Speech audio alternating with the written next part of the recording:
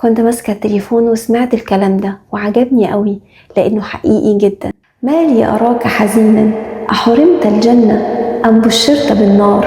هون عليك فما هي إلا دنيا، أياما ونمضي كل ما فيها متعب وكل من فيها متعب. فلا تحزن، الحمد لله إنها ليست دارنا، وأن المستقر بجوار رب العالمين. كن فيها كما أمرنا رسول الله صلى الله عليه وسلم. كن في الدنيا كأنك غريب أو عابر السبيل. اللهم إنا نسألك الأنس بقربك، وزدنا حبا لك وإقبالا عليك، اللهم آمين. والحقيقة إن الكلام ده فكرني بحديث جميل قوي بيقول: يؤتى بأنعم أهل الدنيا من أهل النار يوم القيامة، فيصبغ في النار صبغة، يعني يغمس في النار غمسة واحدة، ثم يقال له: يا ابن آدم هل رأيت خيرا قط؟ يعني شفت خير قبل كده؟ هل رأيت نعيما في حياتك؟